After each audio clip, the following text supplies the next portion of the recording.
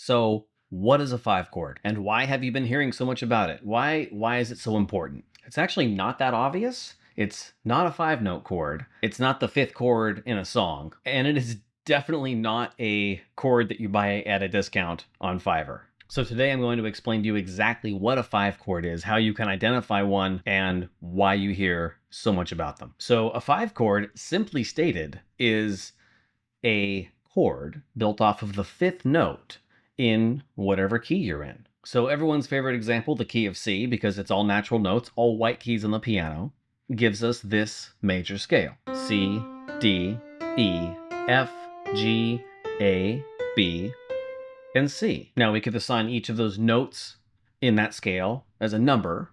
This number is called a scale degree. C being scale degree 1, D being scale degree 2, E being scale degree 3, and so on and so forth. And we can take each of these scale degrees and we could build an entire chord off of any one of these notes. Usually when we build chords, we just take every other note in the key, just for argument's sake. That would give us number 1, 3, and 5 in the key of C, or in any key. And for the key of C, that's a C and an E and a G. So that's a complete chord. That's not just a note in the key, that is a chord built off of a note in the key, or at least we think about it as being built off of a note in the key. In this case, the first note in the key, which is C. And if you want to really do a deeper dive into where chords come from, how we think about them, major chords versus minor chords, how we pull chords from our keys, and how we think of a chord as being in key or not in key, you should check out my 30-minute lesson on chord theory. But just for today, we're going to focus on five chords. So if C is my one chord, my chord built off the first note in the key, my five chord is going to be, in this case, C, D, E, F, G. G is my fifth note. So if I build a complete chord off of G, in other words, if I have some sort of G chord, then that's my five chord in the key of C. It's really as simple as that. In this case, I'll take every other note starting on G and I'll build a chord there. And that gives me G and B and D. Okay, so great. Yay! We know what a five chord is, right? But how is it that you've heard about five chords before? Why are they so important to us studying and learning to play music? And now that we have a chord built off the fifth note in our key, we're going to use a Roman numeral to express it. So the note G we can think of as the number 5 in the key, and we'll use a regular number 5 for that. But the chord G, in this case, we'll use the capital V, the Roman numeral, for 5, because that's just what we do. It's a complete chord, so it gets a Roman numeral. 5 chord. The reason the 5 chord is so important is because it's everywhere. It's in almost every single song that you hear. Not always, but I'm just going to say 95, 99%, something like that, of the songs that you've heard have a 5 chord in them. If they're in the key of C, they've got a G chord in the song somewhere. If it's in a different key, let's say it's in the key of D, the fifth of D would be A in this case. And so you're going to probably see an A chord in there. And not only is it common, but it's highly functional. So the 5 chord really wants to go back to the 1. It wants to resolve. It is, again, not always, but so very often used to create resolution back to our 1. And that's what makes us in a key to begin with. We're in the key of C because when we play a C major chord, it sounds like 1. It sounds resolved. But don't take my word for it. Let's look at some actual songs.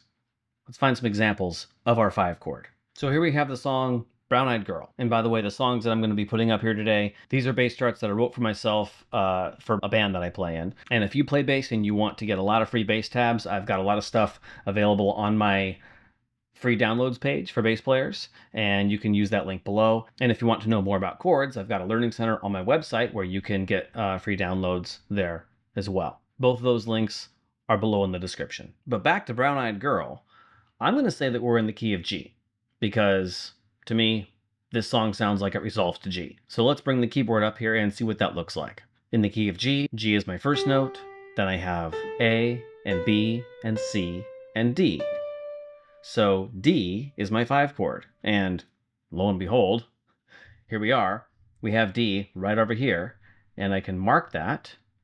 This is very fancy now. This is called analysis. We are actually analyzing a song together. So G analyzes as our 1 chord because it sounds like home, sounds resolved, and then D is our 5 chord. And this little repeat sign, this little thing, that's a repeat sign. This is telling me to actually go back here. So again, I have my 5 chord at the end of my phrase. I got 4 bars, I have a 5 chord at the end, and it resolves, it repeats back to my 1 chord.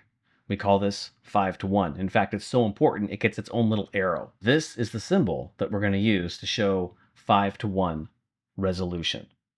It means we got a 5 chord moving to a 1 chord. Let's check out another song. Here's Dead Flowers. Again, a bass chart, but we have the chords listed on here, and that's really what we're looking at is the chords.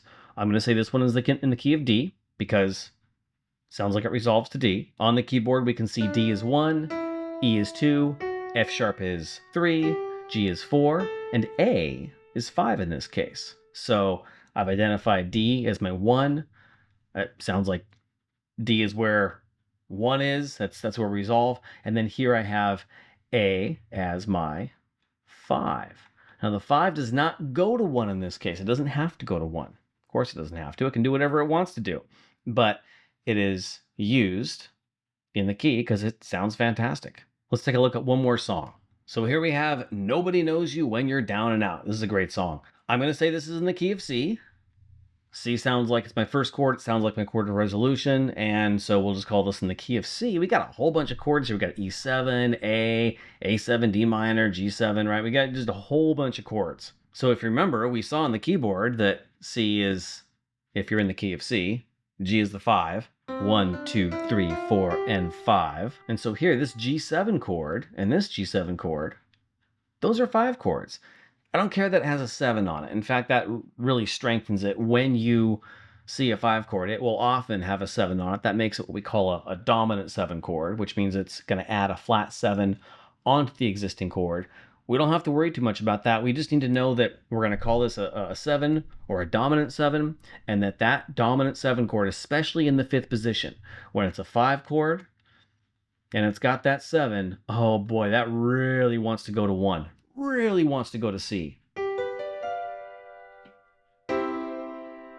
You can hear that. You can hear that tension building up, and then you can hear it released from the 5 as it resolves into the 1. And I mean, it's so effective. They do it twice in a row here, right? We go 5 to 1, and we do it right again as this G goes down here into our verse, and goes back into the 1 chord. So that's what a 5 chord is. And now when you're at parties and people are talking about 5 chords and keys and resolution and 5 to 1, you don't have to pretend like you know what you're talking about anymore, because you will understand what a 5 chord is, why it sounds awesome, why it's so important, and the fact that it is very, very commonly used. I would love to hear from you. I want to know what you thought a 5 chord was, or what you've heard about 5 chords.